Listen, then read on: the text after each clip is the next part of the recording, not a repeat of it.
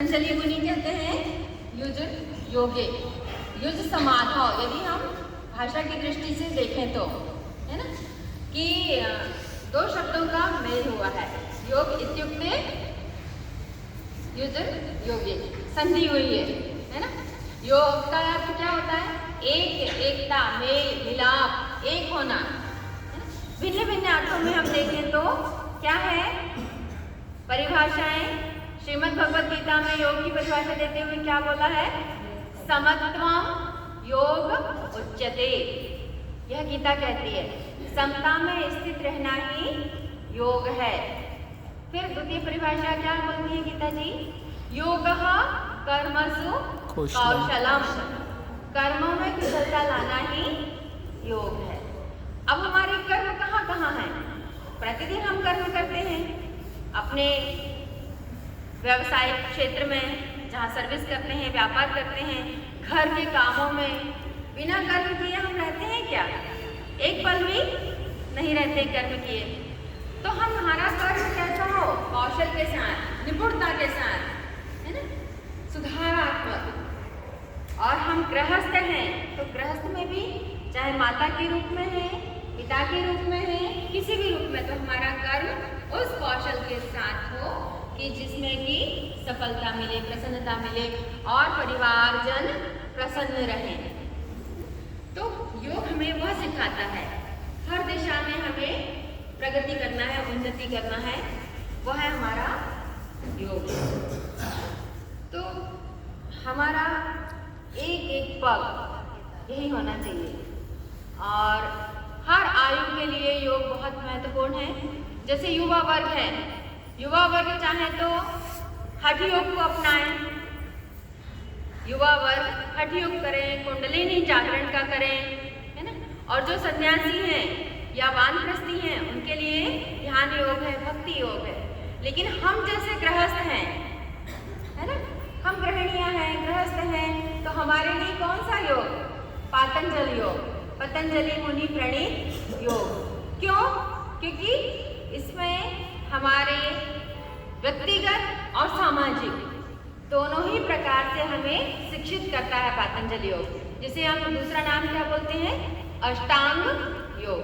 इसके 8 अंग हैं जो हमें पग पग पर मार्गदर्शन करते हैं, हमें अनुशासित करते हैं, हमें शिक्षा देते हैं। 8 अंग में पहला अंग कौन सा है? यम। यम में भी 5 यम, 5 यम यदि हम सीख जाएं तो अपने आप में हमारा एक जीवन आदर्श जीवन बन जाएगा, है ना। सबसे पहले हम अहिंसा का पाठ पढ़ेंगे, किसी के प्रति भी हिंसा नहीं करेंगे तो अपने आप में अनुशासित हो गए या नहीं, है ना।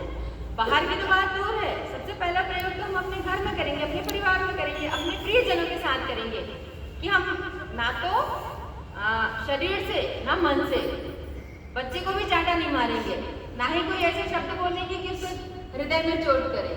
तो यह हमें इतनी बड़ी बात सिखाते हैं, है ना। सत्य बोलना, बच्चों को बोलते ना कि देखो झूठ नहीं बोलना, वहाँ जाओ तो जो कर रहे हो वही बोलना। तो आसन तो बाद में 3rd स्टेप पर आता है। सबसे पहले तो यम ही हमें क्या करता है? मजबूत कर देता है। सामाजिक जीवन में कैसे रहना है? अस्ते, झूठ नहीं बोलना, चोरी चुगली नहीं करना, अपरिग्रह, बहुत सारा संग्रह नहीं करना, संग्रह वृत्ति। और आज के समय में क्या हो रहा है?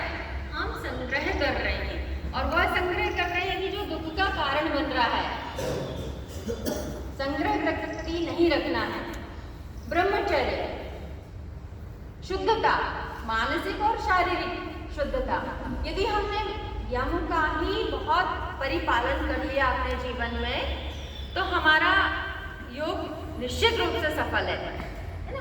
शारीरिक मूवमेंट तो ये बात के है, लेकिन मन से योग करना ये ज्यादा महत्वपूर्ण है।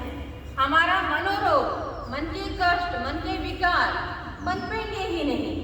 और जब मन दुखी नहीं होगा, विकार नहीं होंगे तो शरीर में रोग भी नहीं होंगे। हम बोलते ना जैसा खाए अन्न वैसा हो मन, या जैसी दृष्टि वैसी सृष्टि। आप एक प्रमाण सब कर सकते हैं या अनुभव कर सकते हैं। जब आप किसी को नींबू का अचार या चटनी चाटते हुए देखते हो तो हमारी जीवा क्या करती है?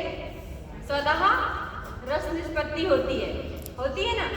तो जब हम अच्छे काम करेंगे, अच्छे व्यवहार करेंगे, है ना, सद्विचार सद्गुण होंगे हमारे, तो हमारे अंदर भी क्या होगा, एक अमृत रस निकलेगा। हमारे विचार अच्छे होंगे और हमारा जो मस्तिष्क है वो खुला रहेगा, खिला रहेगा, प्रसन्न रहेगा। विकार ही नहीं तो रोग नहीं। ठीक है, तो पहली सीढ़ी ही इतनी मजबूती के साथ चढ़े कि आगे का हमारा जीवन योग और आसान बन जाए। फिर नियम क्या बताते हैं? नियम के बाद सेकंड सीढ़ी, सेकंड स्टेप क्या है? नियम। नियम का प्रयोग कहाँ करना है? स्वयं के ऊपर। यम हमारे सामाजिक व्यवहार के लिए होते हैं, लेकिन जो नियम है वो किसके लिए है? स्वयं के लिए। नियम हमें स्वयं पालने थे, नियम हमें दूसरों से नहीं करवाने हैं। नियम का हमें स्वयं करना है। शौच रखना है। शौच यानी शुद्धि, मानसिक, शारीरिक, संतोष, आत्मतृप्ति होनी चाहिए। मेरे पास जो है, जितना है, पर्याप्त है। यदि यह भाव रहे हमारा तो क्लेश होंगे ही नहीं, विकार उत्पन्न होंगे नहीं, द्वेष नहीं होगा, ईर्ष्या नहीं होगा, है ना, किसी के प्रति क्रोध नहीं होगा। और ये सारी चीजें हमें नियम बताते हैं। तप, इसके भी 5 अंग है ना, नियम के भी 5 अंग है। शौच, संतोष, तप, स्वाध्याय और ईश्वर प्रणिधान। तप यानी क्या? शारीरिक और मानसिक रूप से शरीर को, मन को हर परिस्थिति के लिए तैयार रखना, चाहे सुख दुख हो, लाभ हानि हो, जय पराजय हो, अच्छा बुरा हो, हर एक परिस्थिति में भाव में सम बना रहो। अभी सर्दी है, लेकिन मुझे नहीं लग रहा है ये हॉल देख के कि सर्दी है ना।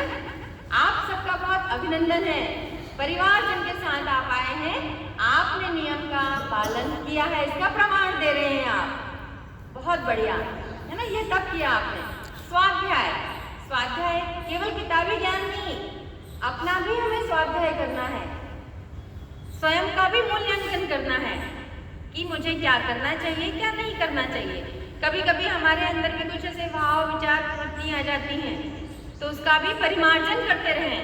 जैसे घर की साफ सफाई करते हैं ना हम, वैसे ही हमें अपने जो विकार हैं, मल है, दुर्भावना है, इसको भी हटाते रहना चाहिए। और ये सारी चीजें परिवार के लिए बहुत आवश्यक है। यदि हम देखते हैं कि किसी परिवार में सुख है, शांति है, प्रेम है, परस्पर स्नेह है, एक दूसरे की परवाह है, तो वहाँ ये सारी चीजें अवश्य ही रहती है। फिर ईश्वर प्रणिधान, कि जो भी हमने कर्म किया, जो भी हमने किया, वह ईश्वर के शरणापन्न हो जाएं, उनको सुपुर्द कर दें, उनके चरण शरण में आ जाएं। तो यह नियम हमें बताते हैं कि जीवन में क्यों आवश्यक है। ये हमने 2 सीढ़ी चढ़े हैं, यदि ये 2 सीढ़ी चढ़ गए हम, तो बहुत सारे जो योगासन हैं वो करने की हमें आवश्यकता नहीं है।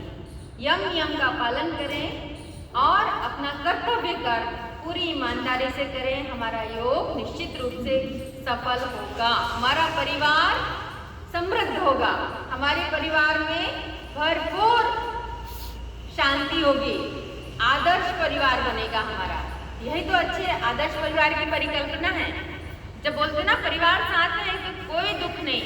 यदि कोई एक व्यक्ति दुखी होता भी है तो क्या होता है, पूरा परिवार साथ देने के लिए खड़ा हो जाता है, दुख बढ़ जाता है वो, है ना। तो व्यक्ति में डिप्रेशन नहीं आता है, तनाव नहीं आता है, क्रोध नहीं होता है, उसको हिम्मत होती है, आशा होती है, आशान्वित रहता है कि मेरे साथ मेरा परिवार खड़ा है।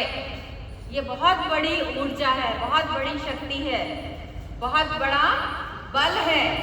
परिवार का एक होना बहुत बड़ा बल है। तो हमें योग सिखाता है, इसलिए बोलते ना कि अष्टांग योग में आना हमारे लिए व्यक्तिगत आत्मा के लिए तो उन्नति कारक है ही, लेकिन परिवार को भी कैसे जोड़ के रखता है, यही तो योग है ना। परिवार को योग कैसे जोड़ता है, हमें पग पग पर मार्गदर्शन करता है। यम नियम यदि हमने समझ लिए बहुत अच्छे से, तो हमारा जीवन सफल है, सार्थक है। निर्वाण की ओर है, मोक्ष की ओर हम आगे बढ़ रहे हैं, ऐसा हमें समझना चाहिए। यम नियम के बाद फिर आता है आसन, जो कि हम करने जाएंगे अभी, है ना। भिन्न भिन्न आकृति बनेगी जिससे वह आएगा आसन। इसके बाद फिर कौन सा? प्राणायाम, प्राणों का आयाम, प्राणों को विस्तार देना। ठीक है, शरीर को मूवमेंट कर लिया आपने, हल्का बना लिया।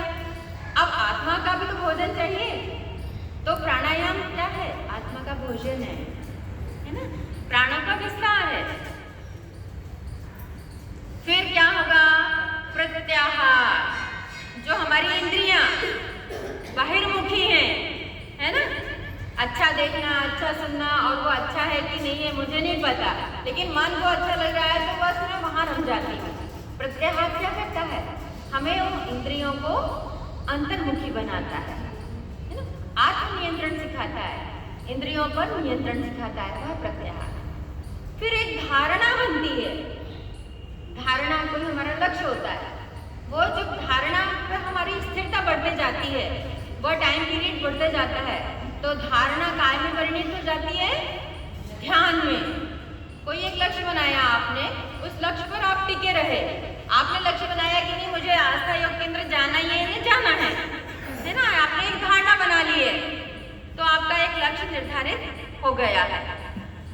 फिर ध्यान, और जब आप ध्यानस्थ हो जाते हैं, आप स्थिर हो जाते हैं, तो वह समाधि की स्थिति होगी। समाधि यानी शांत हो गया, है ना। मन के जितने भी विकार थे, कष्ट थे, क्लेश थे, वो सब स्थिर हो गए हैं, हट गए हैं, विकार रहित हो गए हैं। तो हमारा शरीर स्वस्थ हो गया है, मन प्रसन्न हो गया है, जीवन की उपलब्धि मिल गई है, और कहीं ना कहीं ईश्वर का सानिध्य, वो बोलते ना आत्मा का परमात्मा से मेल, यही योग है, यही योग है।